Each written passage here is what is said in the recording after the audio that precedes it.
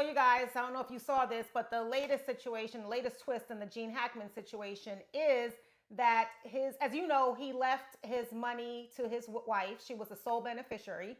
His kids were all named in the will, so it's not like he forgot about them. I thought at first that they weren't even named in the will, but they were all specifically named. He listed the three of them. However, he still left his wife as the sole beneficiary. So that means he didn't forget about them. He knew they were there, right?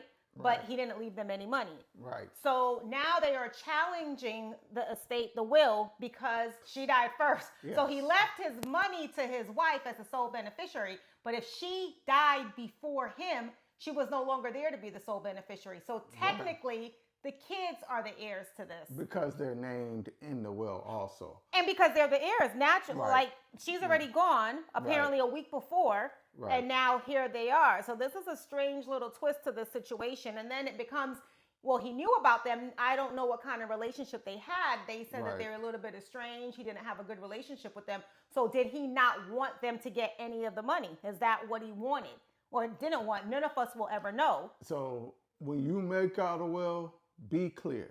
Yes. Be concise in what you want, who you want to receive and who you don't want to receive. Because now this is going to be a free-for-all. A mess. This is going to be a mess. She wanted this to go to charity. And some people are saying, no, it should go to his kids. But I don't necessarily think giving to charity is a bad thing. Giving to charity is a wonderful thing. I don't know what charity or which one it's going to be. But they're saying that people are saying that it should not go to charity. It should go to him.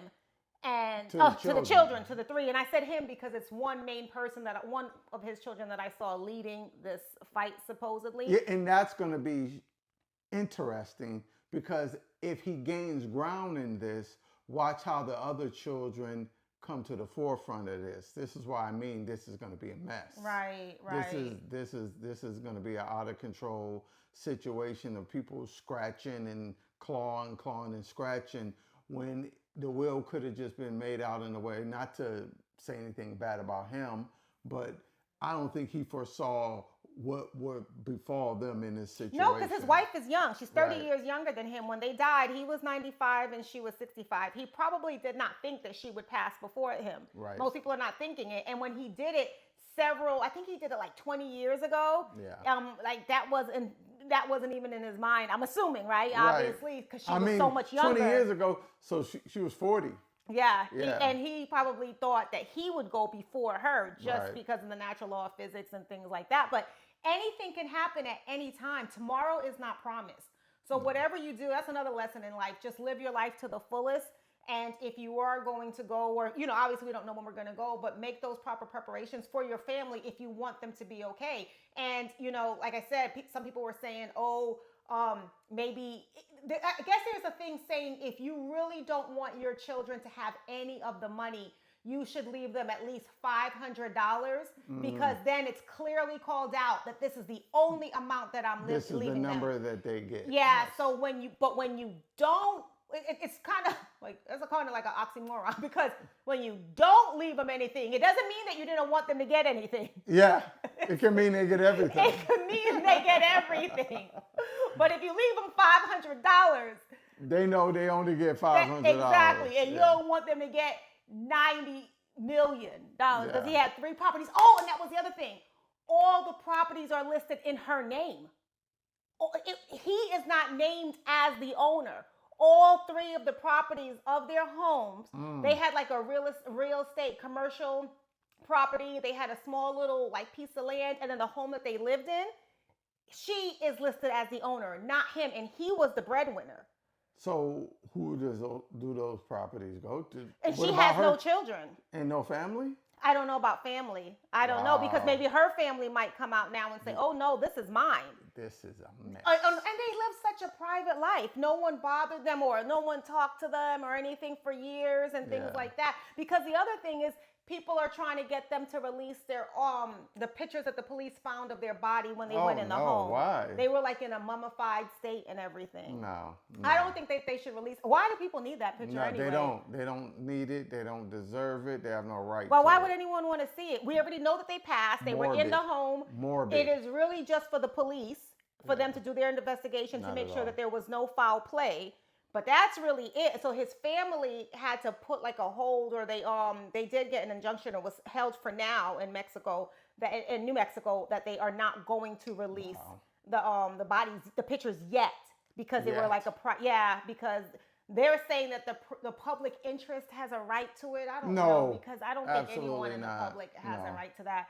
So that's something else too. I think sometimes we as society try to get too much involved in people's personal lives and things like that. That's literally, to that degree, that's none of our business. But I loved him as an actor. I loved his movies. My favorite movie was the one with him and Will Smith. Remember that one? Which one? Will Smith. It was like Enemy of the State. Okay, maybe we gotta go watch that again. Yeah, Enemy of the State. I love that one. I always thought of it like in the movies and things like that. I didn't think anything. So this is unfortunate that this happened. It's a sad way for him to go, and not that it anyway is a good thing, but just having this mess surrounding his death now, and for him to have such a quiet, discreet life the last few. He didn't flaunt his money. They lived, it seems, kind of modest considering. Yes. And then for him to live like that, and then now, unfortunately, there was all this turmoil after his passing. Yeah. But that is interesting that because the wife died first, the kids, that technically he can't leave it to her. She's already dead.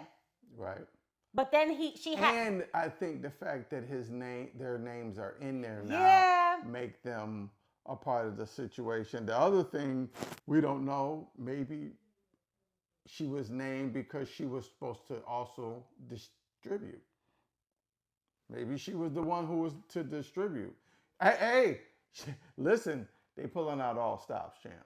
So that might be the angle. That's a far stretch, because he didn't, but he could have gave 60 to her and 10 to each of his other kids. So they still would have walked away with 10 million. He could have gave them each 1 million and gave her 87. Right? He could have left them something, but he chose not to.